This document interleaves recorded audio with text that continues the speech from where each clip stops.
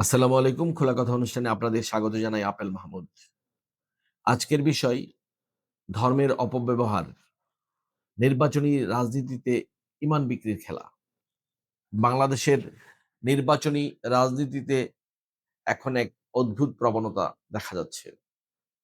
কিছু রাজনৈতিক নেতা যারা নিজেদের ইসলামী পরিচয় তুলে ধরেন, তারা ভোট পাওয়ার আশায় অন্য ধর্মীয় অনুষ্ঠানে অংশ নিচ্ছেন। টুপি, দাড়ি, পাঞ্জাবি পরা এসব নেতার মুখে শোনা যায়, "আপনারা পূজা করেন, আমরা ইবাদত করি।"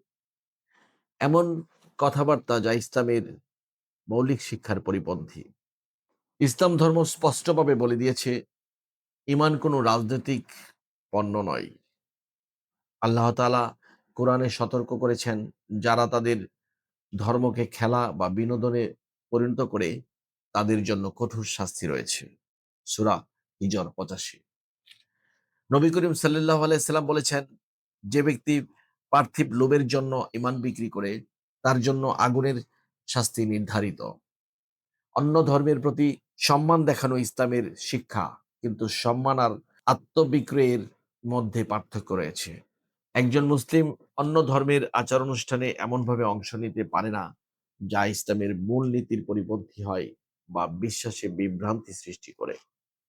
অথচ ক্ষমতার লোভে কিছু নেতা এখন সেই সীমারেখা অতিক্রম করছে। এই ধরনের আচরণ শুধু ধর্মীয়ভাবে নিন্দনীয় নয়, রাজনৈতিকভাবেও বিপজ্জনক। যারা ভোটের জন্য নিজের বিশ্বাসের মূল্য হারায়, তারা ক্ষমতায় গেলে জনগণের আস্থাও রক্ষা করতে পারে না। ধর্মকে রাজনৈতিক হাতিয়ার বানানো মানে জনগণের অনুভূতিকে ব্যবহার করা, যা এক প্রকার প্রতারণা।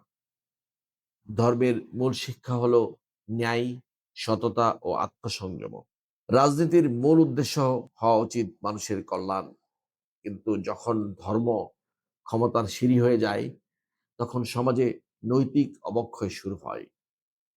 সুতরাং জনগণের দায়িত্ব হলো সচেতন থাকা, যেন তারা ধর্মের ভাষায় মুনাফিকি রাজনীতি চিনতে পারে। ঈমান ব্যক্তিগত বিশ্বাসের বিষয়, আর রাজনীতি জনসেবার। এই দুইকে মিশিয়ে ফেলা মানে সত্য, ন্যায় ও নৈতিকতার ভিত্তিকে ধ্বংস করা। আজ এ পর্যন্তই। সকলে ভালো থাকবেন। ধন্যবাদ।